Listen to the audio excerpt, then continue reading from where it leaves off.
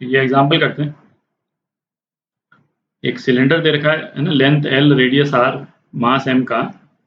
इसको inclined plane पे रखा हुआ है इस तरह से, और इंक्लाइंड प्लेन जो है वो एंगल थीटा बना रहा है विद हॉरिजॉन्टल। अच्छा, इस सिलेंडर पे हमने वायर से इसको ये वाइंड कर रखा है ना, इसके वायर मतलब वायर लगा रखे हैं इसके चारों तरफ सिलेंडर पे along the length of the cylinder, ठीक है। और n लूप्स हैं वायर के, और वायर में करंट किस डायरेक्शन में वो भी इसमें दे रखा है, ठीक है। ये I जो बनाया हुआ है ना, वायर में जो करंट है वो इस डायरेक्शन में दे रखा है, ठीक है। क्या बोलता है, what should be the strength and direction of magnetic field directed along y axis. मतलब बोल रहा है कि मैग्नेटिक फील्ड जो है y एक्सिस के अलोंग है, और y एक्सिस यहाँ पे दे रखी है। तो मैग्नेटिक फील्ड या तो ऊपर के डायरेक्शन में, नीचे के डायरेक्शन में, किस डायरेक्शन में ये नहीं बताया, पर y एक्सिस के अलोंग है, इतना हमको मालूम है कि नहीं। तो उसका इस मैग्नेटिक फील्ड का मैग्नीट्यूड और डायरेक्शन दोनों पूछा है, ताकि ये सिलेंडर स्लिप नहीं करे नीचे, ठीक है। तो एक तो पहले थोड़ा विजुअलाइजेशन करने के लिए इसको मैं कोशिश करता हूँ थोड़ा 3D में बना दें। आप एक बार देख लें, फिर उसके बाद मिटा देंगे, ठीक है। तो आप उसको मतलब इस टाइप से देख सकते हैं, यदि प्लेन को आप इस तरह से बना दें, ये हो गया। और सिलेंडर जो है वो कुछ इस टाइप का है,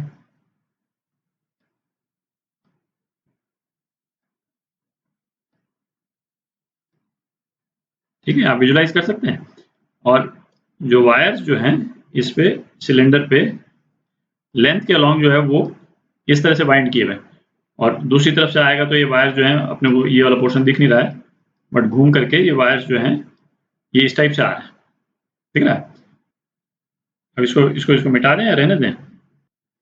अच्छा, अब इस विजुअलाइजेशन को हटा देते हैं, क्योंकि अब है ना मैग्नेटिक डाइपोल का डायरेक्शन वगैरह बनाएंगे तो उसमें फिर ये उसको देखने में दिक्कत होगी, है ना। विजुअलाइजेशन तो होगी आपका। तो ये हम साइड व्यू देख रहे हैं सिलेंडर का। अच्छा, मैग्नेटिक डाइपोल के जितने क्वेश्चन हो, है ना, उसमें हम कोशिश करेंगे सबसे पहले, यदि अपॉर्चुनिटी हमको मिल जाती है, करंट का डायरेक्शन वगैरह मालूम हो, तो डाइपोल मोमेंट का डायरेक्शन बना लें। क्योंकि बाकी जितनी चीज़ें अपन कैलकुलेट करेंगे, टॉर्क वगैरह, वो डाइपोल मोमेंट का जो डायरेक्शन है उसी के रेफरेंस में होता है, ठीक है। फिर हमको बाद में फिर ये करंट वगैरह ये सब देखने की जरूरत नहीं पड़ती है। तो इसमें डाइपोल मोमेंट का डायरेक्शन ये होगा, ठीक है। करंट का डायरेक्शन ये दे रखा है, आप फिंगर्स को कर्ल करें करंट की तरफ, तो डाइपोल का डायरेक्शन जो है वो इस डायरेक्शन में होगा। और इसका मैग्नीट्यूड कितना होगा, मैग्नीट्यूड होगा इसका एन आई, और एरिया कितना है, एल इंटू 2r, ठीक है। ये जो रेक्टेंगल्स जो बन रहे हैं वायर के, जो सिलेंडर के चारों तरफ जा रहा है, 2r, तो twice N I L R, ठीक है। ये डाइपोल का मैग्नीट्यूड हो गया, और डायरेक्शन ये, ठीक है। अच्छा, अब हमको ये देखना है कि सिलेंडर जो है वो रोल नहीं करे नीचे, तो इसका मतलब इक्विलिब्रियम में है। इस पे सिलेंडर पे जैसे फोर्स ऑफ फ्रिक्शन इस डायरेक्शन में लगेगा, फोर्स ऑफ फ्रिक्शन इस डायरेक्शन में, ठीक है। और ये सिलेंडर का रेडियस है r, ठीक है। तो इक्विलिब्रियम के लिए एक इक्वेशन तो ये हो गई कि mg sin थीटा, जो ना mg इधर है, तो इसका अलोंग द इंक्लाइंड प्लेन जो कंपोनेंट होगा, है ना, इसके ग्रेविटेशनल फोर्स का, तो वो mg sin थीटा होगा। तो mg sin थीटा जो है वो f के बराबर होना चाहिए, ठीक है।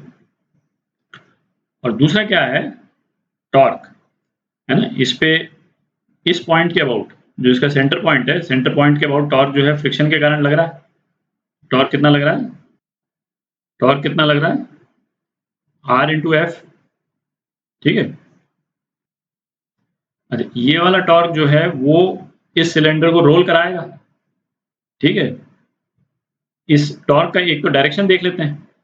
तो r इंटू एफ यदि हम करेंगे, है ना, r इस डायरेक्शन में है और आपका f जो है वो इस डायरेक्शन में है, तो r से f यदि हम लेकर के जाएंगे तो टॉर्क का डायरेक्शन क्या हो गया, ये r है, और इस तरह से हम, है ना, फिंगर्स को कर्ल करेंगे तो टॉर्क का डायरेक्शन क्या आएगा, टॉर्क का डायरेक्शन आएगा इनटू द पेपर, ठीक है। ये टॉर्क का डायरेक्शन है जो फ्रिक्शनल फोर्स के कारण।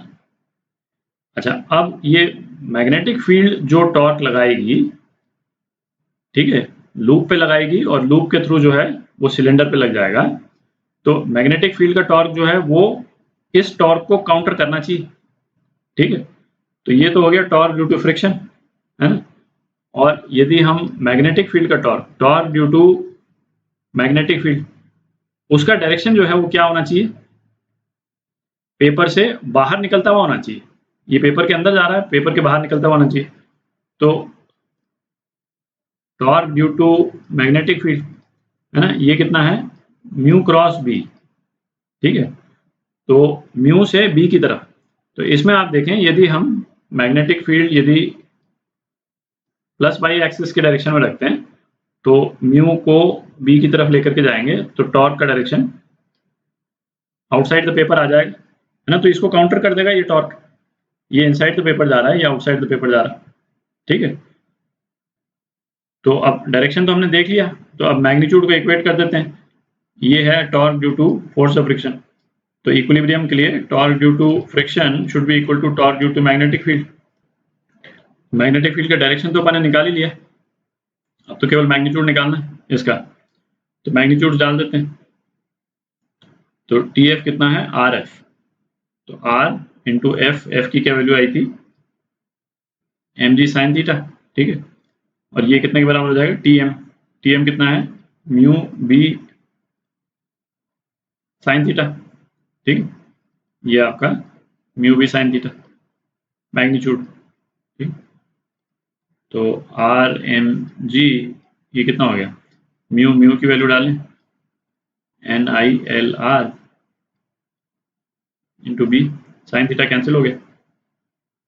तो बी की क्या वैल्यू आ गई आपकी, M G upon 2 N I L, ठीक है। तो ये आपका आंसर, ये आपका आंसर। और इसको आपको वेक्टर फॉर्म में लिखना हो तो चूंकि वर्टिकली अपवर्ड आया है तो जे, ठीक है, ये वेक्टर फॉर्म में हो गया, ठीक है।